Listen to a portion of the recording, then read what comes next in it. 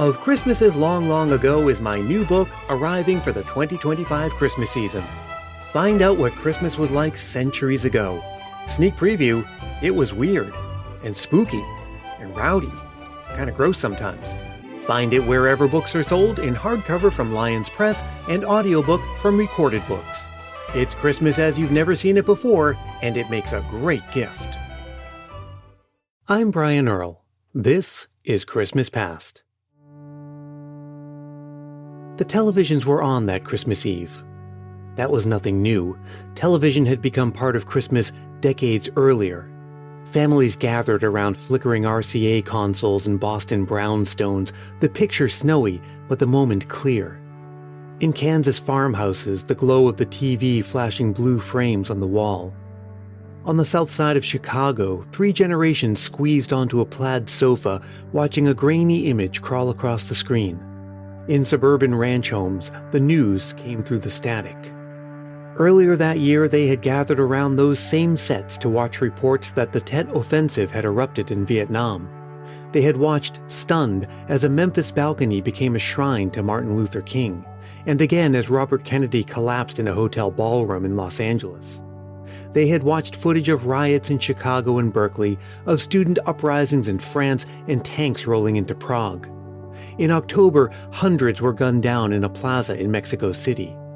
1968 was a year that felt like it might split history in two, a fault line cracking through time itself.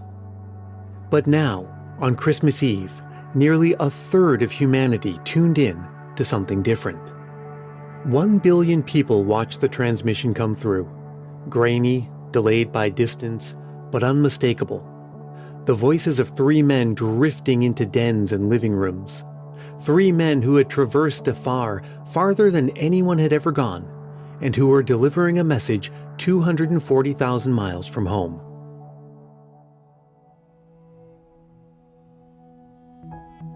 Apollo 8 wasn't supposed to go to the moon, not at first.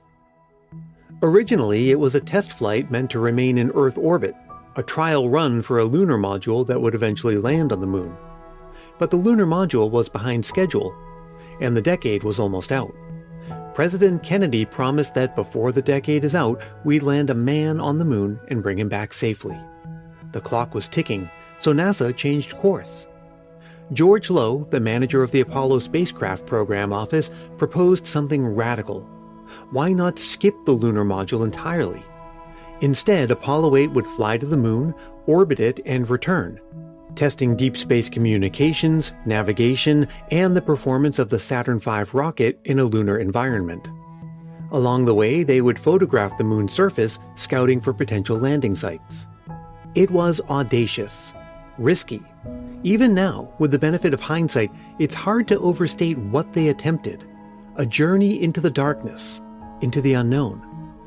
On December 21, 1968, Frank Borman, Jim Lovell, and Bill Anders became the first humans to leave Earth's orbit. They traveled nearly 240,000 miles. 3 men cradled in a capsule against the coldest void imaginable. They would orbit the moon once every 2 hours, 10 orbits in total. The first human eyes ever to see the far side of the moon. And then another thing never seen by human eyes. From behind the moon, they couldn't see the Earth. But as they came round, the Earth appeared, rising over the moon's horizon. A glowing marble of white, green, and blue suspended in a black sky. A grand oasis in the vastness. It was Anders who grabbed the camera. The photograph he took, Earthrise, is now one of the most famous in history. A picture of home, a picture of our planet's beauty and isolation in space. From lunar orbit on Christmas Eve, they could see the whole planet at once. A waxing gibbous suspended in the void. Weather systems waltzing across oceans. No borders except the ones drawn naturally by the continents themselves. The Terminator line, where day meets night, sweeping down the curve of the Earth like the hem of a velvet cloak. From space, the only visible trace of humans are the faintest pinpricks of light of cities at night, a constellation of their own making. And then those lights turn off, city by city, as night gives way to day, as places rotated into daylight. They watched from above as Christmas dawned across the world, touching rooftops in Rome, olive groves in the stone villages of Greece. Morning slid through Khartoum and down the spine of Africa to Cape Town.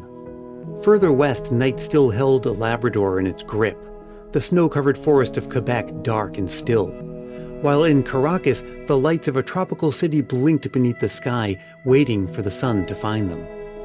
From lunar orbit, it all moved without sound, silent, spinning, small, as the people below awoke on Christmas morning to a new world, one where it was now true that humans have orbited the moon.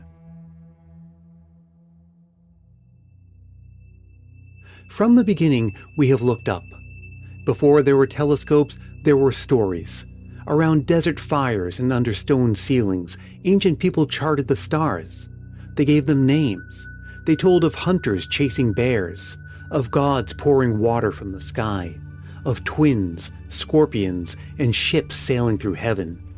The stars weren't just distant lights. They were maps, calendars, myths. They gave order to chaos. They gave meaning to the dark. And always, there was the moon, tugging at oceans, glowing yellow-silver in the sky. For most of history, the moon was a place no one would ever go, a mystery, a celestial ornament hanging out of reach. But dreams of space travel didn't stay in the realm of myth. By the 20th century, it took new form through science fiction, pulp comics, radio dramas. Flash Gordon, Buck Rogers, rocket ships painted on lunchboxes. Imagination gave way to calculation, to flight plans, oxygen scrubbers, fuel ratios. The final frontier had become a real destination. And now, on this winter night in 1968, we weren't just telling stories about the moon. We were orbiting it, feeling the pull of its gravity, seeing the dark side of it that had eluded human eyes from the beginning. We thought Apollo 8 was a mission to the moon, but it turned out to be a mirror, and when we looked into it, we saw Earth. That night, December 24th, 1968, on their fourth orbit around the moon, Apollo 8 broadcast live to Earth. They spoke about what they were seeing, the lunar surface, the darkness beyond, and then they read. Each astronaut took turns reading from the book of Genesis. We are now approaching lunar sunrise, and for all the people back on Earth, the crew of Apollo 8 has a message that we would like to send to you. In the beginning, God created the heaven and the earth. And the earth was without form and void, and darkness was upon the face of the deep. The words drifted from 240,000 miles away, crossing the void, cutting through the static of 1968. Ancient words crossing the newest frontier, bridging the distance between story and science. They ended with this message from Anders. And from the crew of Apollo 8, we close with good night, good luck, a Merry Christmas, and God bless all of you on the good earth.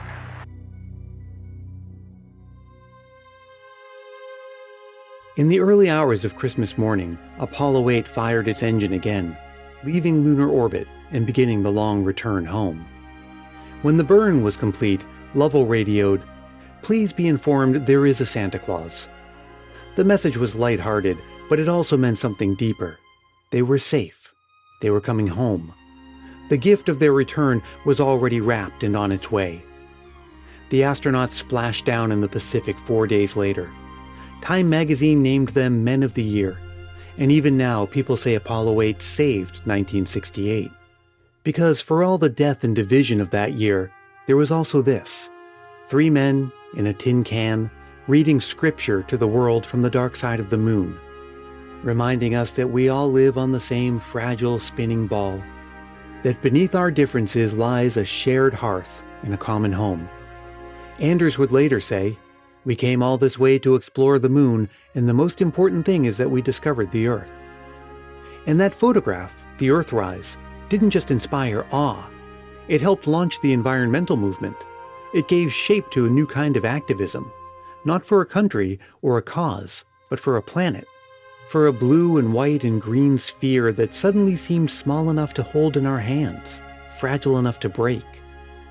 From that distance, there were no borders, no wars, no riots, just the Earth. On Christmas Eve of 1968, we looked back at ourselves. And maybe that's what Christmas has always been about, stepping outside of our own lives, even for a moment, to see things more clearly, to notice what we have and what we've lost, and what's still worth saving, to find in the darkest nights reasons to celebrate the light. 1 billion people watched as our world turned slowly beneath a sky full of stars. They watched as 3 men circled the moon, speaking softly into the dark. They watched and they listened, and, for just a moment, one Christmas Eve, the world held its breath. Hey, thanks so much for listening. As I've done in a previous episode this season, I need to give credit where it's due when I borrow a line from one of my favorite writers. There's a line in this story about the TV flashing blue frames on the wall, which is a lyric from one of my favorite songwriters, Elliott Smith. It's from his song Miss Misery. The Apollo orbit was before my time. I wonder what it would have been like to be glued to the TV on a Christmas Eve for something that wasn't especially Christmassy, and yet in its own way, kinda was. I'm trying to think of other major world historical events that happened during Christmas time in my life. There was the dissolution of the Soviet Union on Christmas Day in 1991, and the first Christmas during the pandemic of 2020. Well, how about you? Maybe there's some local history you experienced right around Christmas one time. Maybe that's a story worth sharing with the rest of the Christmas Past family. I'll be sharing your Christmas memories in special episodes this season dedicated just to them. All you have to do is record yourself speaking into your phone's voice memo app and send it to christmaspastpodcast@gmail.com. There's still time. Just remember to keep it reasonably short, clean and family friendly, and be sure to say your name and where you're from. Christmas Past is produced in wonderful Willow Glen, California by yours truly, Brian Earl. We had music in this episode from the wonderful C. Diab.